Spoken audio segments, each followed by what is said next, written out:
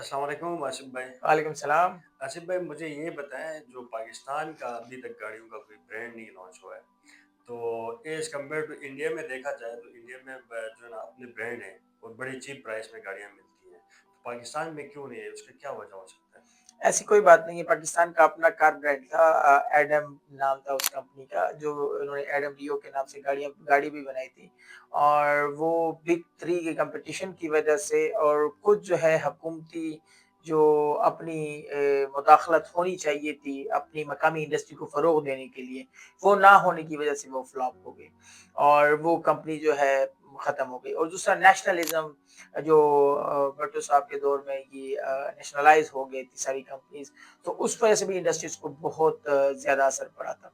तो ये कुछ चीज़ें हैं जिसकी वजह से पाकिस्तान में अपनी लोकल इंडस्ट्री नहीं बन सकी। स्पेसिफिकली सुज़ुकी, क्रेटा और जो होंडा है, इनकी जो मोनोपोली थी, अंदरूनी खाना वो कैसे मैनेज कर रहे थे, ये एक अलग कहानी है।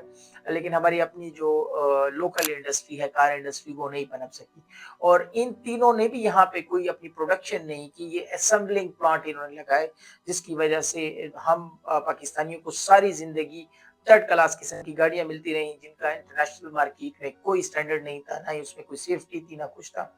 जबकि इसके मुकाबले में इंडिया में जो उनकी टाटा ग्रुप है और इस तरह की 1-2 और कंपनीज़ थी जिनकी गाड़ियाँ वहाँ पे बनती रहीं, वो जिस भी स्टैंडर्ड की थी उन्होंने आहिस्ता-आहिस्ता उसको इम्प्रूव किया।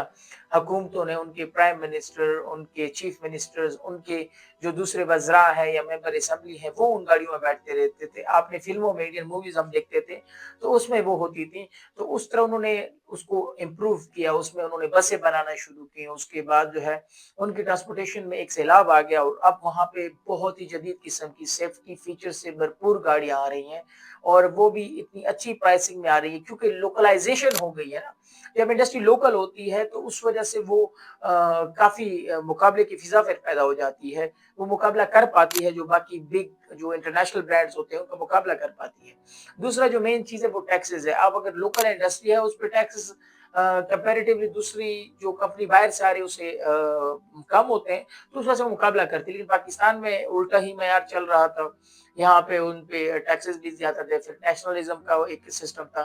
तो उस वजह से वो चीज़ें जो है वो नहीं पनप सकी और पाकिस्तान आज तक फ़ेल रहा है, अपनी कोई लोकल इंडस्ट्री जो कार की है वो खड़ी करने में।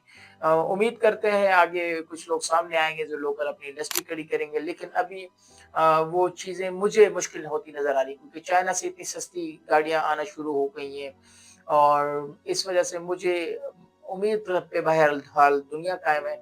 मैं उम्मीद करता हूँ इंशाल्लाह पाकिस्तान अपनी गाड़ी किसी दिन फिर से बनाएगा इंशाल्लाह।